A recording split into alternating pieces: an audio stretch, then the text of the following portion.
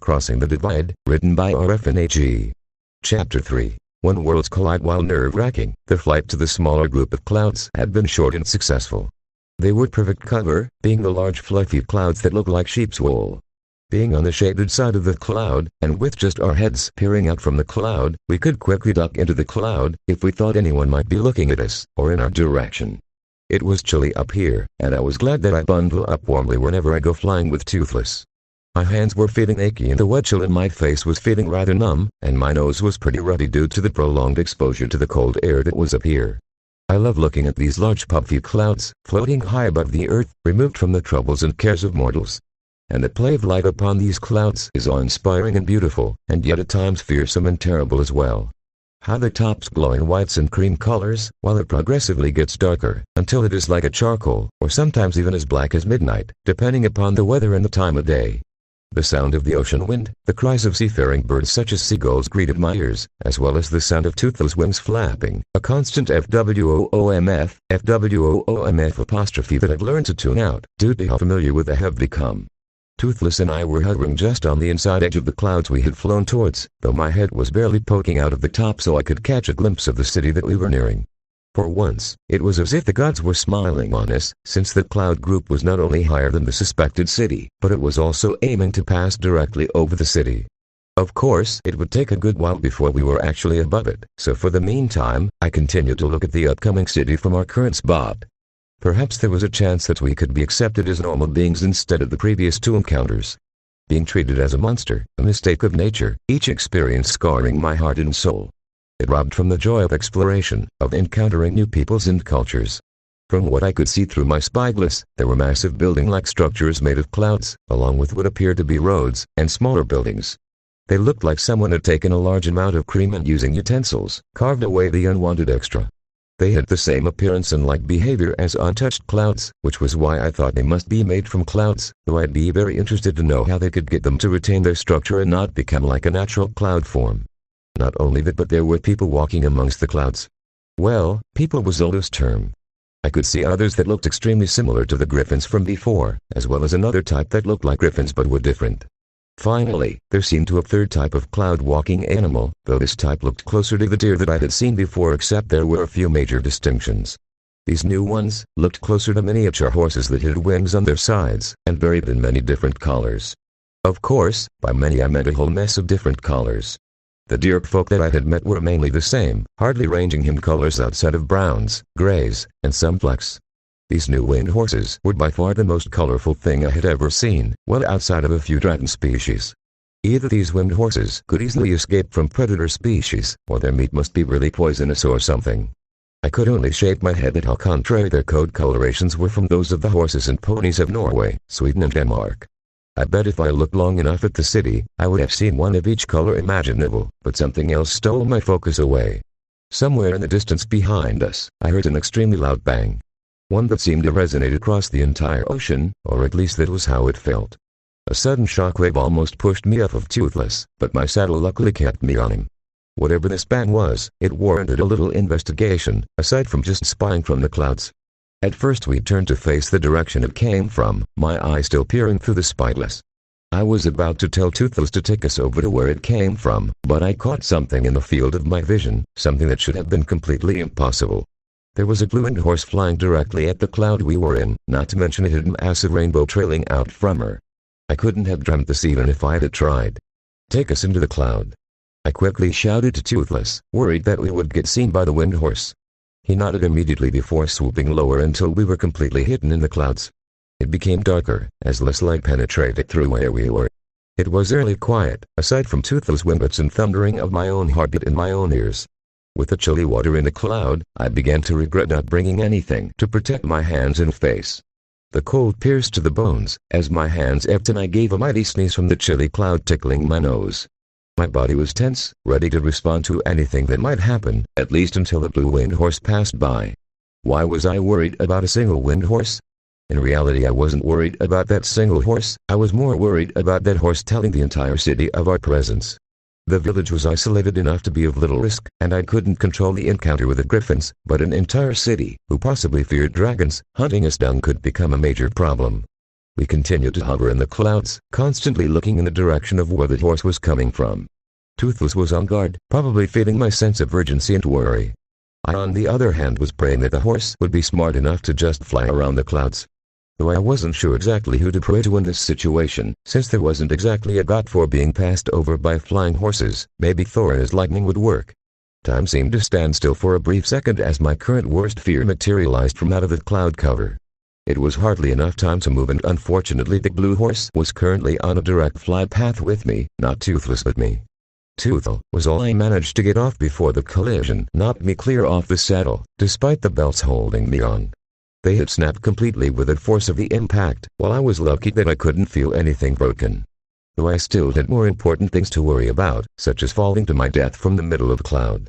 The chill of the air whipped by me, as the wind of my plummet greeted my ears. I watched in horrified fascination, as the dark blue, choppy waters of the ocean below rapidly grew larger in my vision. Toothless! I shouted out again, hopefully loud enough for him to pick up. Without a second thought, I reached down to place my hands into the wingset hooks before flinging my arms out. In theory that should have stabilized me long enough to let Toothless reach me, in theory.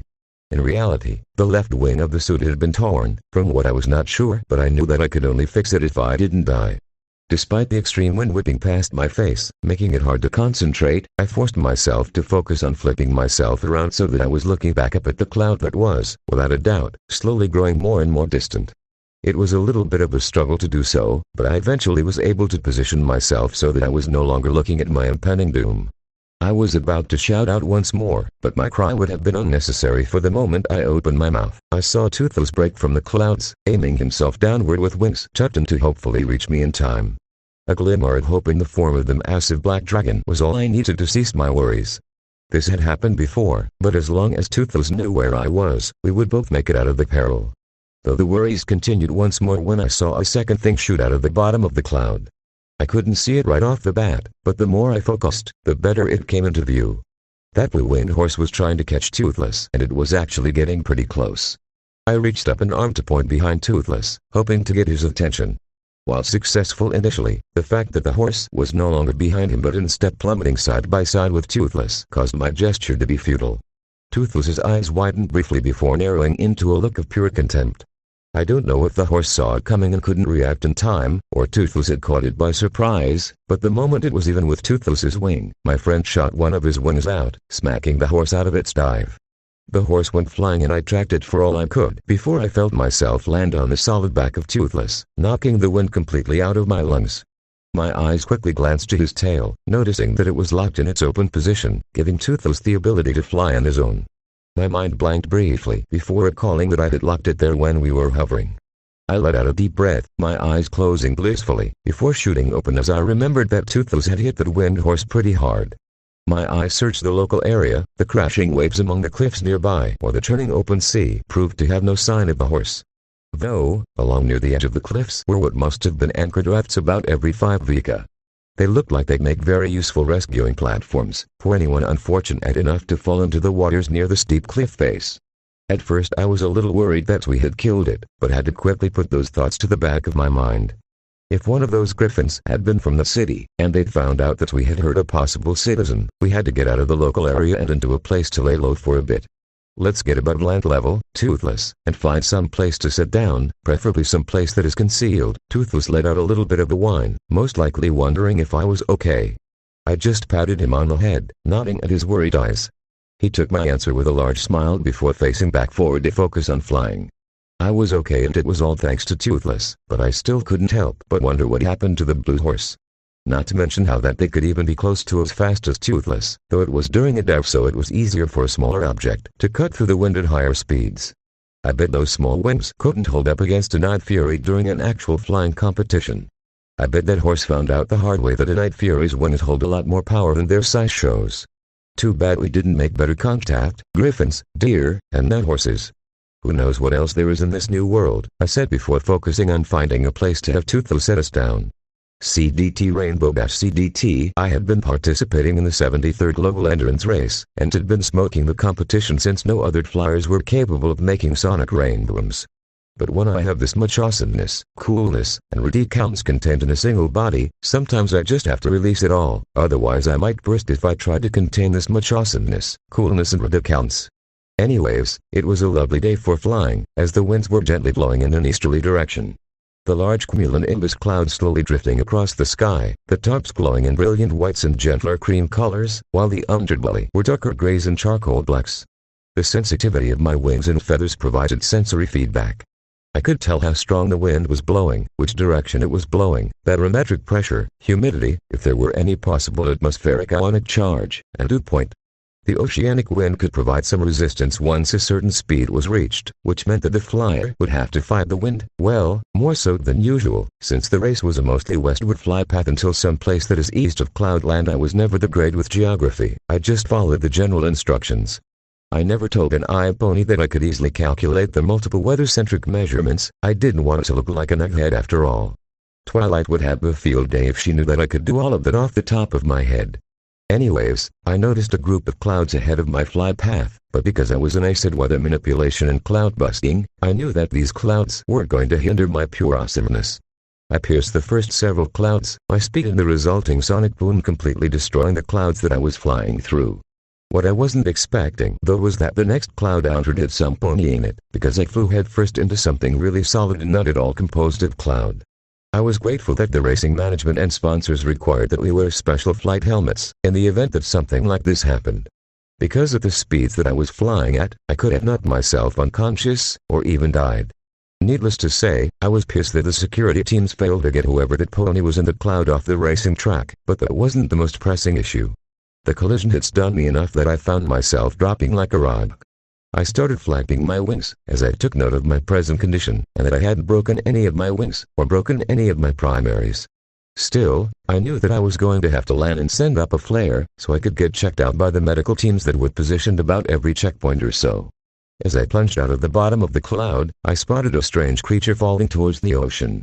A black dragon was dive bombing towards the creature, and I just reacted, as I didn't want the creature to end up that dragon's meal. I gave up correcting my heading and instead sped up my flapping, as I continued to let gravity aid me in getting closer to the weird creature as it fell. My ears were folded back, but even so, I could hear the rushing of wind as I plummeted towards the dark blue, choppy ocean, as I used my wings to adjust my fall so that I could rescue the odd-looking creature. The cool smell of salty ocean air, as well as the telltale smell of ozone, was a familiar smell for me. The ozone smell, not so much that of the salty ocean air. I was just grateful that ponies couldn't get drunk off the smell of salty ocean air. Ozone smells more like copper than it is iron, despite that ozone not bonding with any metals whatsoever. The creature looked nothing like I had ever seen before, but just because it looked funny didn't mean I was heartless enough to let that black dragon eat it for its snack. I gave a few more strong flaps to propel me forward even harder before I did what any smart flyer would do, tuck my wings and keep my body aerodynamic. The distance between me and the dragon was closing quickly, and soon enough I would rescue that strange creature because Rainbow Danger Dash always wins. The moment I had gotten near the dragon's wings though, that stupid dragon used its wing to swat me away from it. I frantically flapped, as it had sent me spinning, to steady myself as I pulled out of my dive, gliding towards the large island to my south. I hate to admit it, but the dragon had knocked me silly, and I was going to have to land, so that I didn't end up dying from pride or being a stupid fool that pushed herself harder than her body was able to handle. Although I couldn't breathe a sigh of relief too quickly, since I still needed to land on the big island, well content really. But I had seen out of the corner of my eye, the strange creature land on the dragon's back, which was really strange, since there was no dragon alive that would allow anything to ride on them. I noticed that they were also flying towards the land, but they were flying in a more west-southwest direction, while I was flying straight south. After that, I turned my attention in front of me, since I didn't care to have any more aerial collisions than the one that I had just been in. The landing had been a little rough as my head was still spinning a little from being knocked around by the dragon. That in landing was probably the weakest part of my flying. That was always a secret of mine and not a single pony would ever find out about that, not matter how close they were. Speaking of landings, the beach I aimed for was nice and soft so that when my hooves actually touched ground, I quickly fell forward, letting the rather soft sand embrace me quickly. If it weren't for the last few moments, I would appreciate the dirty golden brown color of the fine beach sand, the lighter blue of the ocean water once land was nearby, and the occasional warmth whenever the sun would shine upon the earth, in between the large cumulonimbus clouds. I could hear the SHH' sound of the ocean breaking upon the seashore, as well as the sound of the blowing ocean wind, and the raucous cries of seagulls. For a brief moment, it was just nice to lay on the soft sand and let my body take a second to catch up with itself. Once I finished laying on the beach, I got up and trotted up far enough so that unless there was some freak typhoon or something, I wouldn't have to worry about the waves washing me away, should I fall asleep before the medical team arrived at my location. I reached into a small pouch that had been hanging from my neck, and assembled the flare. It was just a matter of placing the small supporting cylindrical hull on the flare canister onto the stick, and placing the stick firmly enough under the ground that it wouldn't topple over from anything. I then pulled the string, as a magical flare shot forth from the canister. It was a really bright red flare, and while I waited for the medical crew to arrive, I proceeded to check my feathers for any cracks or breaks, and assessing the condition of my wings for anything other than the familiar burning sensation and aches of used flight muscles. This kind of self-assessment was crucial for any flyer, and any flight school where their SALT made sure that their students had memorized the symptoms for each and every condition that the wing structure might encounter, before they even began to teach the basics of flight. I don't even remember how many hundreds of hours I spent memorizing all those conditions and symptoms.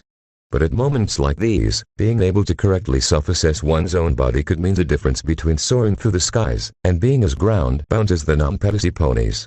I gave a short, involuntary shudder at the thought of me not being able to fly again. I'd rather give up my chance at being a wonderbolt than never being able to ever fly again. I honestly don't know how the unicorns and earth ponies can live their whole life on the ground. I fervently hoped that I'd never have to find out. Fortunately, aside from some bruising near my neck, due to my flight helmet getting pushed into my neck muscles from my little aerial accident, I didn't have hardly any damage. I proceeded to preen my wings, removing loose or broken feathers, as I continued to wait for the medic team to arrive. If it took any longer, I'm going to take a nap. I chuckled to myself as a thought crossed my mind. So much for them being first responders. Sweet Celestia, are they slow? Was it too much to ask for them to have a little bit of hustle to help one of the top flyers in this race, or to help an pony for that matter? They were lucky that I was tougher than most others, for if it had been someone weaker, they could have really been hurt, and a slow response time could have hurt them greatly. I paused for a second, realizing that I couldn't redirect my anger out on somebody else. No, I was mad that the dragon got the best of me and made off with that strange beast, and yet I was getting mad at the response teams instead of the dragon. I was also disappointed, because this was just like getting to live a page out of the Daring Do series. Getting to encounter strange cultures, and rescuing ancient treasures. It would be nice if it spoke common equestrian. I took a few deep breaths to calm myself before laying down, resting my head on the soft grass that eventually gave way to sand. After a few minutes of letting my eyelids drift lower and lower, I saw several spots in the sky, as I groaned impatiently. Well, it's about time, figuring that it would be maybe another half hour. I laid down, resting my head on my forearms, and resting my eyes for a while until the medical crew finally arrived. Despite a few parts of me wanting to berate them for being so slow to respond, I knew that was not who I was. Every pony gets mad, but they should never take out that anger on some pony that doesn't deserve that anger. I think that had been the subject of one of Twilight's letters to Princess Celestia, though that hardly mattered. Once I had informed them regarding the results of my self-assessment, I permitted the field medics to look me over, the unicorn among the group performing an extremely complex scan. I don't pretend to understand how unicorns do what they do. It would be akin to trying to use meteorological terminology in the conversation with a fool who has not been taught anything about barometric pressure, dew points, or ionic charges. Anyways, after the medics' assessment agreed with mine, they escorted me into the emergency wagon, and after making certain that I was properly secured, the flight crew lifted off, the unicorn belting, reclining on a bench along the wagon's side, as I slowly yielded to exhaustion, and slipped into the blessed relief of a restful sleep. I did wonder what that strange dragon-riding creature was up to, however, before completely surrendering to the realm of sleep. CDT Hiccup CDT Toothless and I had retraced our flight path a little ways along the coastline of the landmass which we were flying over. I gingerly touched my forehead, feeling a swelling sensation. It was times like these that I wish I had worn a helmet that my father had made for me, from one of Mother's breastplates. I don't remember Mother as an infant, but I have to say that she must have been on one hell of a diet to obtain her attributes. I'm still a little weirded out that the inside of my Viking helmet at one time cupped and protected her breasts during the dragon raids of Berk. I spotted a nice place to land, shrouded slightly by trees as well as being right next to a small stream that fed into the ocean. I patted the top of Toothless' head before pointing over to the small clearing. He simply nodded before banking to the right and angling downward. I trusted Toothless to fly solo as I recovered from the collision and near-death experience. Once Toothless and I had landed, I removed the saddle, and proceeded to check Toothless for any broken bones in his wing from when he hit that flying pony with his wing. Sure, his wing was tough, it had to be in order to support his body weight in flight, but that didn't mean he was invincible. I gave Toothless his much larger water skin, as he used his wings to hold it up for him to drink. I drank from my skin, still seeing bursts of light and colors in my eyes, as well as feeling dizzy and a pressure in my head. I'd seen Vikings with the same symptoms, coming home from a battle, and they were usually alright after taking it easy for several days afterwards. I'm just glad that pony didn't take my head clean off my shoulders, or even snap my neck from our little accident during our encounter earlier. Without any warning, an extreme pressure made its way all across my head, forcing me to my knees. It was a quick but intense pain that had passed almost as quickly as it had arrived, that didn't stop me from reaching up and clutching my head as I felt minor aftershocks run through me. Toothless instantly rose and moved over to me to see if I was alright.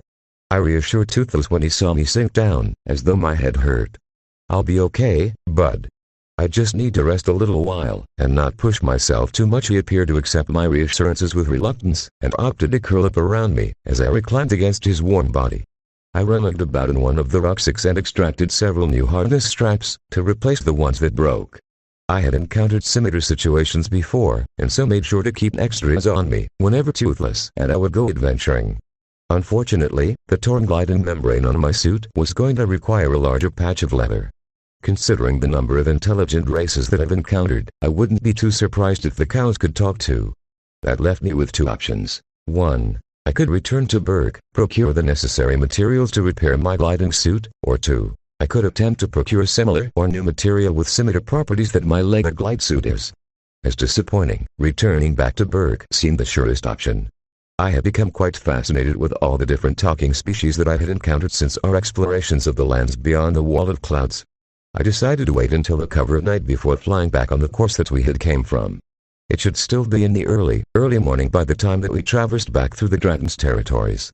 I ate some more of my food rations, before turning to Toothless. "I'm going to get some sleep. Feel free to catch some fish from the river. You should probably try and get some sleep too, if you feel like you need it. I'll wake you when it's time to go." With that, I took a strip of soft desking leather that I had frequently used to cover my eyes whenever I felt like getting some sleep before the sun had gone down, and covered my eyes with it, smaller strips of leather securing the ribbon to my face by tying it behind my head. With that, and feeling secure with my buddy Toothless at my side, I gradually fell into a deep, restful sleep. CDT I awoke, deep into the night, needing to relieve the pressure in my bladder. Going a little bit downstream along the banks of the river, I lowered my pants and undergarments, sighing in relief as I proceeded to empty my bladder. Washing my hands in the water near the riverbank, I shook my hands free of the excess of water, and went over to where Toothless had been sleeping. I'm guessing he must have fallen asleep sometimes towards evening, because his forefeet were cupped over his eyes. I should ask him if he wants an eye cover like what I use. I paused a moment, glancing at the star-spangled heavens and the many stars in it, and the glowing clouds and rivers in the sky. The full moon illuminated one of the large poofy clouds, casting a silvery halo about it. Its brothers and sisters were arrayed in a different splendor, the tops glowing in soft whites and silvers, while the underbellies were as dark as the inside of an unlit cave. The nearby river shimmered the reflections of what stars weren't hidden, as a gentle spring breeze blew through the area, a soft rustling sound coming from the trees, while the river made splashing sounds, as the ocean made the familiar shh of the waters breaking upon the beach. The smell of moss, trees, and salty ocean air greeting my sense of smell. "Come on buddy, time to wake up, time to go," I murmured to Toothless, as I tried to rouse him out of his slumbers. He groaned sleepily, and one of his forelegs batted about the air, before it hooked behind me, and then he hugged me close to his warm underbelly, as his wings wrapped about me, in a warm cocoon. As nice and pleasant as being Toothless' snuggle buddy was, we needed to get moving. I smiled, as I started to tickle his sensitive underbelly, causing him to squirm and laugh before launching me off of him, and then pouncing over me, licking the side of my face. "Ugh. Toothless, you know that doesn't wash out. This is for how I chose to awaken you, isn't it?" Toothless just gave me a small smile, and I swear on Odin that he was giving me a smug look. After getting Toothless to get off of me, I rose to my feet and surveyed the surrounding area just to make sure nothing had happened during our little nap, and thankfully nothing did. That meant we could just pack up and leave for Berk. I picked up Toothless' saddle and proceeded to walk over to him. I got him saddled up, and our gear back on him, the familiar smells of leather and oil soothing me. Our gear was suspended from the saddle, before I mounted back on him. "Let's go home," I held onto the saddle horn, as Toothless slowly ascended into the sky. I tugged on the straps securing me to the saddle, making sure they were snug and secure, as I gazed into the spangled night sky. The moon was just starting to peek over the horizon, like the head of a mischievous child looking to see if his prank was successful. I inhaled the cool salty ocean breeze, feeling relaxed. Living on Berk, it was ever a part of our lives, and we Vikings just didn't feel at peace unless we were near the ocean. We arrived at the mountains we had tread through earlier. One side lit up in a silvery gray color, while the shadows appeared as black as soot. The forest top lit up in similar silver colors, the undersides of branches and trunks also like the color of soot. The mountain streams also lit up by the light of the moon, the liquid silver dancing and shaking unceasingly. Even at night, the land was immensely beautiful. I wondered if Asgard was anything like this. I certainly couldn't imagine how the Asgardian realm could possibly top the beauty of this place. I patted Toothless' cheek to get his attention, and once I had, I pointed straight up, and then made a gliding motion with my hands. Toothless nodded, flapping furiously to gain altitude to sufficiently clear the mountain range. I clenched my hands around the saddle horn, grateful that my flight suit protected me from the frigid air often encountered at high heights in lands to the far north, such as Berkis. We made it across the mountain range, but noticed that the wall of cloud was not there anymore. I patted Toothless' cheek again, making a spiraling motion which moved from a centered point outward. He nodded, and we slowly started to fly in a spiral, ever expanding our spiraling flight from where we had initially hovered in confusion, since we had fully expected that the massive cloud wall to be immobile. I shrugged my shoulders at first, thinking that I just was wrong in my assumption of the clouds. I motioned to Toothless to carry on westward in order to clear the mountain range so that we could make decent time back to Berk. Toothless nodded in excitement before shooting off. The initial explosion of power from him sent me back in my seat before I lurched forward and grabbed the handles of the saddle. It was only a few seconds before we crossed the mountains, and I was smiling under my mask. Until I noticed something unusual. On our initial flight through the clouds had us almost right over top an ocean before a small section of land, followed by the mountains. When we had crossed over to this new land, there was a larger section of landmass that had included a few forests scattered among open plains. The moment Toothless and I cleared the mountain range, we were not met by the ocean, but instead found that larger area of land. I don't understand how that happened, how we got turned around so easily, but somehow we had been in fact going east again. Toothless was just as baffled as I, since he was the one to initially stop. I don't know, either buddy. Whatever happened, we probably just messed up a little is all. Let's head back again. We headed westward, across the mountains, aiming to make it to Berk. Just as swiftly, and much to my surprise again, we found ourselves over top of that landmass on the new land side. I growled lightly in frustration before signaling Toothless to go back again. And again. And again. And again. Once we had flown in this pattern for several hours, I let out a scream in sheer frustration since no matter how many times we'd tried, we always found ourselves back over the new land. Toothless lowered his ears in a sign of submission or fear. I was too angry to read too far into it. I let out a massive sigh as I fell backwards onto his back. "I'm sorry, Toothless. It's just, this is too frustrating." Toothless let out a few reassuring grunts, probably in an attempt to tell me it was alright. I patted Toothless' cheek, and pointed upwards, in the hope that maybe gaining height in the air might provide a better vantage point, as greater heights meant that one could see greater distances. He nodded, flapping furiously as we gradually climbed in the air. We went until I could not tolerate it. Toothless, given his draconic build, didn't have much of a problem even at these heights, but I was breathing as though I had ran all over Berk. We spun around, looking for the wall of cloud, as the sun peered over the horizon.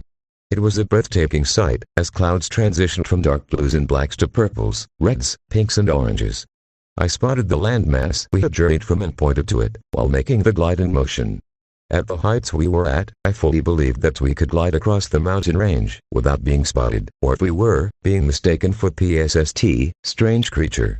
I looked around, noticing a griffin curling one of his forklifts at me, beckoning for me to join him in the dark and dirty-looking alleyway he was in. Considering that such places were prime mucking spots, I was understandably hesitant to join him.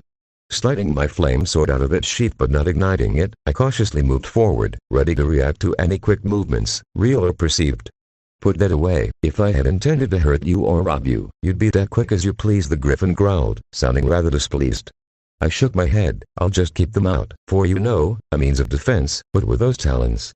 I mean no offense, but I'm also not going to be foolhardy enough to put away any means of defense from a stranger that I know nothing about. No doubt you can tell we aren't exactly at this area, so I'm not taking a chance here. The Griffin burst out laughing. You've got spunk, fledgling, I like that. The Griffin uncovered the wares that he was offering, as he spoke, his back towards me, which was both foolish and touching, since it was a show of trust to a stranger. Because with a less than honorable, it would have been an opportunity to attack him and steal his wares. When he turned around, I looked at him a little closer, as he had several jars of fireflies to illuminate his humble little shop. On the lion half, the coat was faded and patchy, scars occasionally crossing each other, while the eagle half looked much the same, except with feathers instead of fur. He had a lighter jagged scar arching over the top of his beak, and 3 scars forming a triangle shape around his right eye. The milky appearance of that eye made it rather clear that he was blind in that eye. His feathers and fur looked rough and unkempt, and a little dirty from the dust and debris scattered through the alleyway. His build also looked smaller than the griffins I had encountered. I don't mean that he was shorter than they were, but that his body looked like he had muscles, but not like he must have appeared in his prime. So, why me? Because, unlike those other fledglings, you're an earth pounder. The wonders of the skies are new, refreshed for you, because you can't fly unaided. These fledglings take the sky for granted with all her breathtaking beauty and her shifting moods. They live in her, the sky. They live too close to her, and are therefore blinded by familiarity. For you, however, it will always be like going from the distance of a star to that of the distance of the sun. Each time is new, refreshed because you don't live in the sky. You're dazzled temporarily, but not blinded. There was a certain truth to what he was saying, despite him not knowing a single thing about Toothless. Or I'm sure we had flown often and I had even been flying next to Toothless for some time now. It probably wasn't the same as living with the ability to just take off whenever one wanted. This Griffin never dealt with a twosome like us, yet he still was able to read us like a book. I didn't reply to his words, instead opting to peruse his selection of fabrics and other tools which was supposed to perform some function necessary for flying. I found a fabric that I particularly liked, especially for its ability to capture air. I turned to Toothless, who did his little flag test, and I was amazed when he nodded his head in approval of the fabric. What fabric is this? Ah. Now if I told you that, it would hardly be unique now. The most you're going to get out of me, fledgling, is the name. Teflon. Interesting, very interesting. How much? I said as I held up the fabric, mainly to inspect it further. 6 bits for 9 hoofs length of the fabric. Okay, as you probably can see, I'm not from around here, and I'm not familiar with the measurements used in this land. How much fabric does 1 hoof have? The Griffin pulled on the bolt of fabric until it was about 1/104 of a foot. There, that's about a hoof in length, he replied. I'd buy it, except for one problem. I have none of these bits with which to buy them. I don't suppose I could get you to set aside those 6 bits worth of fabric until I had burned the necessary bits, would you? The Griffin chuckled as he looked about him. Sure, because I'm totally swamped right now. He motioned a claw about him, his voice heavy with sarcasm. I chuckled, feeling somewhat embarrassed, rubbing the back of my head. Right, so once I find the bits, will I find you here? He scribbled something on some parchment. I'm staying at the Glorious Plumage. You can leave a message for me, once you have the bits and a time and date wherewith to meet you at. 'Cause I move all over town, so I won't be back to this particular alley for a while. Just ask for DuPont. Got it. I turned about, now pondering how I might acquire these bigs which were the natives' currency. I've seen ponies and other various creatures patrolling the city in their armor, the back of it having a stylized image of a sun in best relief upon their armor. They were probably my best resource for the information on what I'd need to find some service or good for me to provide. I wandered about, before I encountered one of the rock and dirt composed ponies. An earth nymph, if I remembered mythology of the ancient Greeks correctly. Having grown up around Vikings, I didn't want to frighten the creature, as it could provoke it into attacking me, and considering my most un-Viking-like build, it was probably safe to say that I wouldn't win in a fight against any trained warrior. I hurried to get in front of the armored earth nymph, making sure to give a wide berth at first, so as to give me enough reaction time if he or she should decide to attack first and ask questions later. Given that he was part of some kind of peacekeeping force, I wasn't too concerned about that, but I would rather be safe than sorry. After all, I had promised Astrid and Mom to come back safely, even though I had no idea where that wall of cloud had gone. I saw the pony nymph freeze upon seeing me move into its line of sight. I gave a nervous grin, waving at the literal earth pony. Hi, I am new around here, and I was wondering where I might go to earn some bits. How do I know you're not dangerous? You don't, however, my actions will speak for themselves. Listen, I just want to earn some bits. You make a good argument. Fine, I'll take you to a place you can go. Just see to it that you don't cause me any trouble. I don't trust you entirely. I will give you the benefit of the doubt. However, it was difficult to fully follow my guide, with Toothless in tow, as my eyes and body went from one exotic side to another. It was overwhelming, really, the sheer diversity of species within this city, and the strange-looking wares and produce that stores and vendors were hawking to prospective buyers. Fabrics, exotically crafted earthenware and china. There were silver, gold, and other metallic goods with a craftsmanship that Vikings could only dream about. There were colorful flowers, and fruits and vegetables, some of which I could not hope to name, without gaining familiarity of the native plants. It was overwhelming, the sheer amount of colors and things. I actually did manage to lose sight of my guide several times, before with an impatient huff, or she took my hand in its mouth, guiding to me to a large building before me. This here is the Freelancers Guild. If there's a particular job that requires any skill or service that you're capable of providing, this guild can match you to a particular job, for a nominal fee. Of course, my thanks. Granite Quartz, right? I've been wondering for a while now, but are you male, female, or neither gender? I'm actually capable of being in any of those appearances. I'm an earth nymph, so I can be male, female, or neither. So, what about right now? I've said too much already. I wish you well, creature. Just don't cause us any trouble. Cause if you do, I'll make it so that you wish you had never caused any trouble in the first place. With it, Granite departed, as Toothless and I entered the building. The insides of the building didn't appear like it did from the outside. Instead of high arched ceilings, they were about 7 feet high. The floor was of marble, but the ceiling appeared to be made of oak, though they must do something to their wood, because it looked almost like it was wet and coated with something, which gave the wood a warm, golden color. I went to the desk which sat in the center of the room. A pony that didn't have either wings or a horn was behind the desk. She was a light purple for her coat, with a pastel yellow mane. On her rear thigh was an image of an open book with the word index at the top of both pages. Well, I've never seen a creature like you before. I chuckled, rubbing the back of my head. Yeah, I've been getting that a lot lately. Anyways, I was informed that this was the place to come to if I needed a job that's right. Her voice sounding cheerful and energetic. She pulled out some forms with her mouth, and placed them on the desk facing towards me. I'm going to need you to fill out these forms for me before we can get started. Also, so you're aware, we take 1/3 of your earnings for helping you find the first job. After that, it drops down to 1/5 for each job that we match you up with. I thought Vikings were bad. An hour and a half later, I turned in the filled out forms, which she'd been placed in a folder, marking my name on it, before trotting away to one of the rooms behind her with an open door. The mayor returned back to her desk. Please be patient while one of our senior members reviews your information and currently available jobs. So, I sat down, retrieving a block of wood from my rucksack, and began to whittle away at it. After a while, the carving started to look like Astrid if she were in the battle armor of the Valkyries. Of course, her figure was her slim, athletic one, before her body changed to accommodate and nurture our child forming within her. Mr. Hiccup Horrendous Haddock III. Hiccup is fine, Miss Wright. If you'll please follow me, I shall escort you to Master Portsmouth. She will then inform you of suitable jobs for you, as she has taken into consideration your data and what the job will require. Right, come on bud, let's get going. The mayor looked frantically, waving our hoods as though to keep us away. No, no, no, no, no. I'm afraid that the room isn't big enough for a dragon of his size. Plus, Master Portsmouth has had a terrible experience with dragons. No, the dragon must wait for you in the lobby. Right. Wait here until I get back. Be safe, I instructed my buddy. No one is going to attack him if he's all by himself, will they? I inquired of the purple-coated mayor, as I caressed Toothless' scaly cheek. No, of course not. But just in case, we do have another option. She took something in her mouth and began to do something on a large whitewashed plank. When she was finished, there was a crude drawing of a sword and Toothless, with a red circle with a diagonal line running through it. She took it all and bore some holes on either side, and ran a loop of rope around the back side, knotting each end of the rope on the front side of the board, before hanging it around Toothless' neck. Why use pictures? Why, for those who can't read, of course. It was a strange thought, as all of my friends were literate to varying degrees.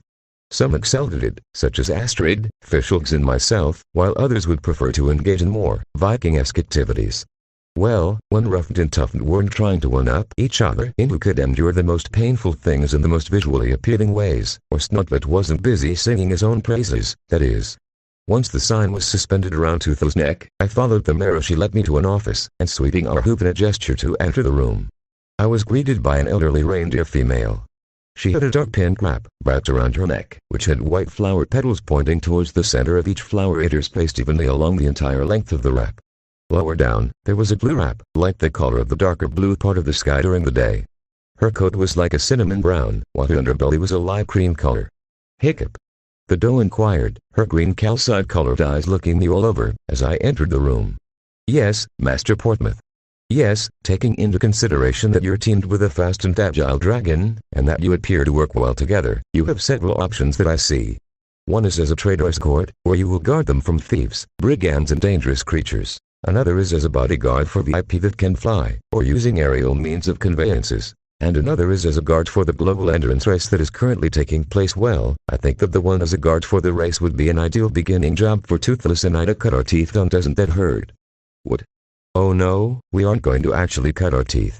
It's more of a saying where I come from.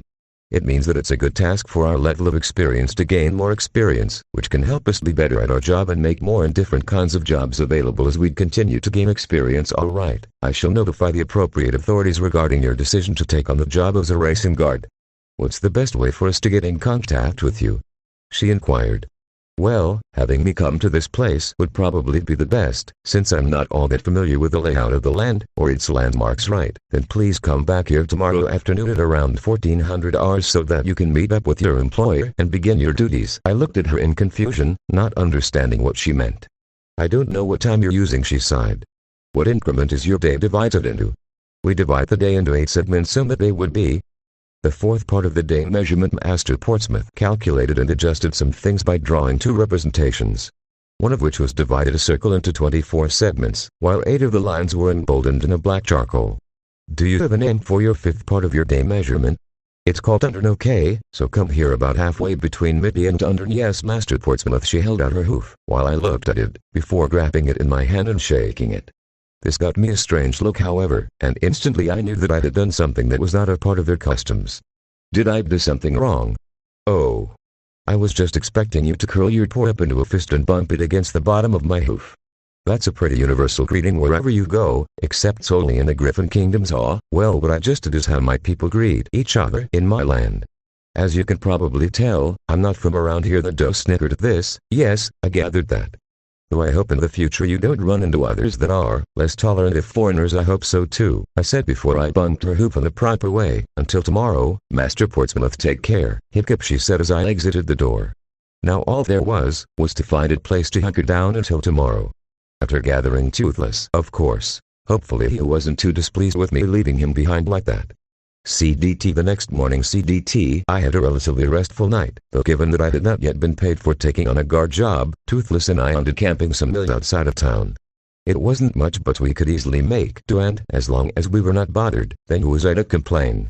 Besides, I'm a Viking. We were made to withstand any cold, and this place was hardly cold at all. Awakening to the sound of bird song, I got up and washed my face in a small stream about 107th mile away from where I had pitched camp. I hastily washed in the frigid stream, shivering and uttering curses on Helheim, before donning fresh clothes. I soon had one of my makeshift nets stretched across the stream to catch some fish for Toothless and I to have breakfast. What I might have caught probably wouldn't be enough for feeding a dragon of Toothless size, of course. The only solution would be to get on him and attach the net to a hook on my saddle, and to Toothless drag it through the ocean, to get enough fish for him to fill up on. But I could get started on making my own breakfast though, so as to reduce the time spent between feeding him, and one bonus is that I wouldn't have to gut or cook the fish for Toothless. He took flight shortly after I finished attaching the net, and just as quickly he made his way to the ocean. It was nice to have easy access to it, just like back home. I shook my head though, trying not to think about our predicament. I had more important things to worry about, namely breakfast. The fish in front of me was nearly done roasting over the makeshift fireplace that Toothless lit when he returned with his own breakfast. I just shook my head as he lazily dumped the fish pile on the ground before going to town on it. After Toothless and I ate breakfast, the next order of business was to fashion a crude enough sundial so that I could keep track of the passage of time. It would be bad to be late to meet the ones hiring Toothless and I. A piece of rock that could easily be carved on a dragon's claws was the easy part of the task. Getting Toothless to carve the sundial accurately was a whole different story. It took about 6 tries before he finally got the idea and made one that was perfect. After adding a few etchings, the sundial was perfect enough to make sure we would never be late. I then proceeded to pack up camp and stowing most of it in a couple of large rucksacks which were designed to hang from the hooks of my saddle. Toothless and I amused ourselves for a while, chasing each other, or playing our version of tag. It was exhausting having to chase him, and even though it might have looked silly to others, it was a great way to stay in shape. Eventually though, I relented and collapsed from the massive exertion. After recovering somewhat from my exhaustion, I checked the sundial, and it was about 10 o'clock. Toothless and I had lunch before we went airborne to fly back to the city, to return back to the guild so that we wouldn't be late meeting the ones hiring our services. So Toothless and I flew over the city, until I recognized the familiar side of the guild building, whereupon we landed about the distance of a steincast away from the building so as to not startle anyone just by dropping out of the sky right near the entrance. This time a pony-shaped tree nymph sat behind the receptionist's desk today. I heard the town's clock sound at 2 o'clock in the afternoon. I leaned upon the receptionist's desk. "Excuse me, I was told to meet someone here at 2 o'clock. My name is Hiccup, and I spoke with Master Portsmouth yesterday about guarding a global spanning racing track." The receptionist pulled out a scroll of parchment, checking it over before nodding to me. "Follow me, and I'll take you to meet the one they sent to fill you in on the finer points of the job." The receptionist leading me to a different room than the one where I met Master Portsmouth. "So, do you have a name?" "Everything has a time and season. In time, even I shall wither and die, though you fleshy types will have come and gone long before I do. We do not give our names to anyone other than our family and our closest circle of friends. Most nymphs are like that, given our longevity. If you must call me, or any other nymphs by a name, call us based by our appearance." I gave the nymph a flat stare, before replying, "I don't even know what kind of tree you are." The nymph turned his or her its head towards me as he or she had raised an eyebrow. "I'm a cherry tree nymph," I paused, thinking of possible names. Fortunately, unlike my father, I didn't believe the typical Viking notion regarding naming someone. Basically that giving a horrible and ferocious sounding name protected them from trolls and ogres. Personally, I think that came about so that parents wouldn't have to think up imaginative or original names, and to embarrass the Helheim out of their kids. So, Cherry. Well, it's summertime now, so Berry Cherry would be a more accurate description. Do you think so? Helheim, I'm the stranger in a strange land. I don't know anything about naming ponies, but if it works for you, then it works for me. At least you don't try to give absolutely horrible names to your young Berry Cherry. Rolled her its eyes. You might be surprised, I chuckled, feeling amused at her its response. Perhaps. This has been bugging me for a while, but are you currently male, female, or neither? Because I ran into an earth pony nymph that was in a stallion form, but it's harder for me to tell with you nymphs. I'm currently in my female form. Had I been in my male, I would have told you to pick something like Cherry Colt, and for my ungendered form I'd have suggested something like Cherry Gleet. These ponies and their names, I swear. Before I could be distracted upon pondering the oddity of pony naming sense any further, we arrived at the room where I was to meet the one who was to inform me in greater depths regarding my duties as a guard for a racing track that circled the globe. Berry Cherry opened the door, ushering me into a room very similar to where I had met Master Portsmouth. Inside, a female Pegasus pony was adorned in a mixture of metal plate armor and some kind of wood. Her chest and belly was protected by metal plate armor, while her sides, back and legs had wooden armor strapped upon them. On the right part of the metal breastpiece was an icon of a cloud sporting wings, and I'm guessing that the lines behind it, which ended in curlicas, either represented speed, or wind, or perhaps even both. The mare rose upon my entrance, her eyes looking me up and down. She looked to Berry Cherry, raising an eyebrow. "We need flyers, not ground pounders." Berry Cherry simply chuckled. "Don't you worry, none, he's very qualified for the job." The guard shot her an amused look, her wings ruffling and twitching a little. "Fine, how is a Wingles, whatever he is, going to get into the air to guard the fly path from any additional ponies flying into the fly path and causing any additional accidents?" Berry Cherry looked around, as though she was ensuring that there weren't any unwanted eavesdroppers. She proceeded to snicker, before waving the armored mare closer. "You're gonna love this. Mr. Hiccup here is a dragon tamer. He has a dragon on which he flies on." "Friend," actually, I interjected, not liking the implications associated with being called a dragon tamer. "What's the difference?" Berry Cherry inquired. "Tamer implies that dragons aren't intelligent, and our mere beasts. A friend doesn't do that. A friend will communicate and show trust that a dragon will not hurt him or her. Toothless might not be able to communicate in my native language, but that doesn't mean that he's completely incapable of communicating, or that he isn't intelligent. I won't treat my buddy and partner like that, nor will I tolerate others treating him any less than how I would." I turn my attention towards the guard Pegasus. "Before we continue our conversation, might I ask your name?" My name is Hiccup. You don't sound very hiccup. Why, the guard responded. I barked a laugh, not only not expecting Al to respond like that, but the irony of how closely pony names seem to match up to their special talents. Of course not. Hiccup is how my culture identifies the runts of our society. Basically, their very existence is a source of shame and mocking for the members of my society. Plus, our people think that by giving their offspring terrible names scares off monsters back home. So they gave me the gloriously horrible name of Hiccup Horrendous Haddock III. So, I die a little inside each time my full name is used. At least I never had to hear my mother use it while I was growing up. I cringed just imagining her doing that in her voice, sounding upset and looking at me with disappointment. The two ponies giggled at that.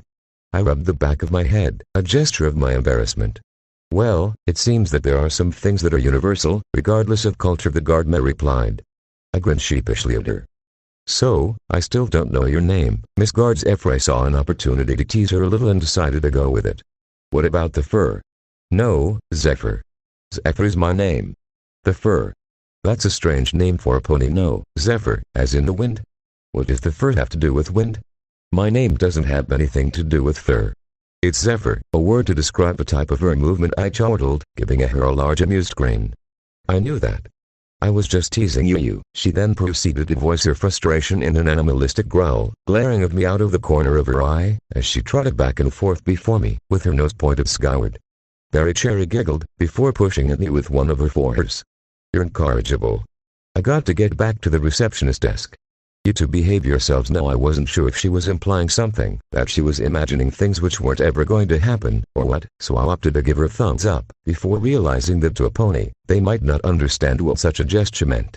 Instead, as a parting shot, I replied with a, yes Mom. Zephyr huffed once more, before ruffling her feathers, once more before doing a few breathing exercises to calm down from the agitated state that I had teased her into. While she was doing this, I took the additional time to observe her further. She had a dark crimson-purple coat, like the crimson-purple in the sky at sunset. Her mane was of a similar color, but a few tints lighter, moving more towards a pastel coloration. Her eyes were a brownish gold, and made me think of a similar precious stone in my homeland. Tiger's eye, Trader Johann called it, I believe. He says that it shimmers like the eye of an enormous jungle cat that it's named after. Though considering some of his tales, I'm not sure if I'll believe him or not. I guess I'll reserve judgment until I ever see the actual eye of a tiger. Though, given my responsibilities as chief of Berg, it's highly unlikely that I ever will. Unless Trader Johann or another entrepreneuring soul decides to have one in a traveling zoo or something. Anyways, where was I? Oh right, observing Zephyr.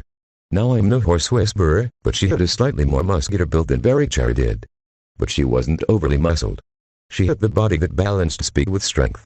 She wouldn't be matching speeds with a blue Pegasus with a rainbow-colored hair that I had run into the other day, but she wouldn't be a pushover for other Pegasus ponies, or anything weaker than Earth pony counterparts. I have already taken notes regarding our armor, so I won't repeat myself here.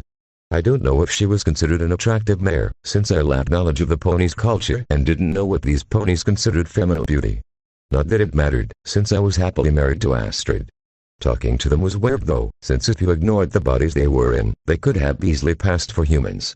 So, regarding your duties, Zephyr resumed, returning my attention back towards her, instead of the inner introspection and silent observations which I had been making mere moments ago. Essentially, what you will be doing will be patrolling along a section of the racing track to ensure that no one enters the racing track, either through ignorance, daredevilry, or foolhardiness.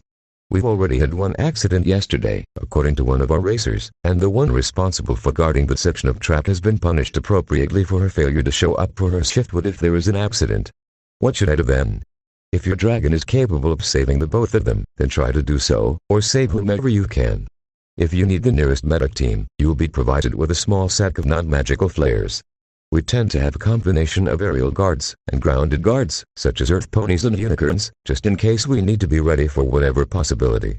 If, in the event that a racer or flyer, or both become injured, fire off the flare first, and then do your best to protect and comfort them. The grounded team will likely see the flare as well as the medical team, and ought to make their way to the flare's position. However, I must warn you that you might have to defend the injured, even if the grounded part of your team never shows up.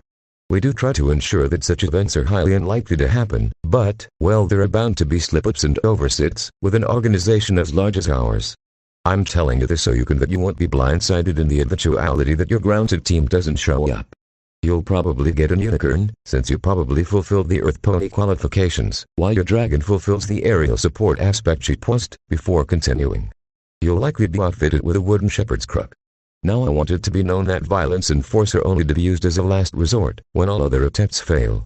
If the ones entering or on the race course aren't willing to obey your attempts at persuasion or use of authority, fire a blue flare, and it will indicate that you need additional backup. Do that, if you have the time. Otherwise, do what you must, to get them off the track. To prevent any additional accidents sounds simple enough. How much of a stretch will we be patrolling? It'll be about 3,600 hooves for distance. Can I compare your hoop to my foot? Zephyr looked at me looking a little confused, and a bit uncomfortable. Sure, but shouldn't you already know our measuring system? I come from faraway lands. We use a different measuring system than you ponies do, it would seem, I replied as I placed my heel to match with the rear of her hoof. Her hoof was out 13 the length of my foot, so dividing, it would calculate to about 42 mil. Not a bad stretch to patrol, for a flyer. Right, I think I have an idea of how far you want me to patrol, or you could just fly until you met the next patrol before turning around before flying into the next patrol. No, because if they were at the farthest point away from me in their patrols, then that would mean flying both mine and their parts of the track. It could be hazardous, seeing as how there could be a significant enough gap in my patrol time for a civilian or daredevil to get onto the track path. No, just give me some landmarks to go by and Toothless and I will be fine, right? Well, I think it would be best if I showed you the stretch that you'll be patrolling, instead of just telling you. That said, why don't we hit the armory and get you the gear that you'll need? What about that? I doubt that you have any armor in my size with your insignia. Oh, don't worry about it. You're not the first creature that wasn't a pony, griffin or dragon that was able to fly, but wouldn't fit into any of our standard armor.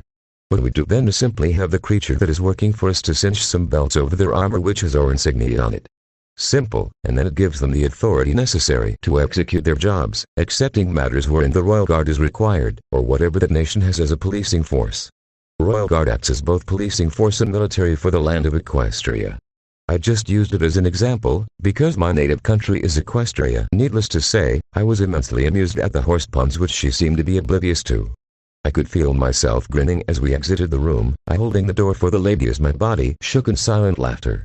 Alright, what is so funny? The nation for ponies is named Equestria.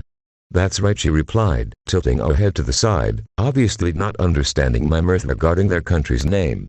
The word exists in a modified form and is related to our activities with horses, ponies, equines. Then we have knowledge of both horses and ponies in the land from where I come from, though on my island, our major livestock tend to be sheep.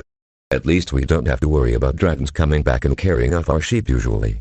So hearing that your nation is called after an activity that we humans do with our equineness, I found to be very punny. Zephyr groaned, her ears folding back on her head. Please don't do what? Make pun-related jokes. It's both painful to hear, and thinking about them hurts my head. Well, you did ask well, now I'm sorry for having done so. Don't be. Finding these quirks of yours makes it easier to feel a sense of camaraderie with you. I mean, if I ignored the fact that you're in a pony body, I could easily imagine talking with another human, I suppose. Anyways, if you and your dragon friend will follow me to our barracks, we can get you the gear that you'll need and then get you to the stretch of the track that you'll be patrolling, so that you can get started on your job. All right, I replied, as I followed her out of the office, waving to Berry Cherry as I passed her. See you later, Berry Cherry. Bye-bye, Hiccup. Don't be a stranger now, alright? Hey Zephyr. Do you mind waiting for a bit while I get Toothless outfitted again? No, I'm just going to leave you behind, forcing you to choose to either follow me, or leave your things behind. She leaned slightly against one of the walls, near the door's entrance, but far enough away from the doors that she wouldn't be hit, should they fly open. She had a slight smile, watching me with obvious interest as my hands worked, as I placed Toothless saddle on, and securing the rucksacks that we had brought along with us. After a brief wait, Toothless and I were ready to follow Zephyr wherever she would take us. Led the way, I told her, as I pushed open one of the doors fully open for Zephyr and Toothless to pass through, before passing through the doorway myself. Once we were on the street, Toothless lowered his body, enabling me to swing myself up into the saddle. Soon we were soaring the brilliant azure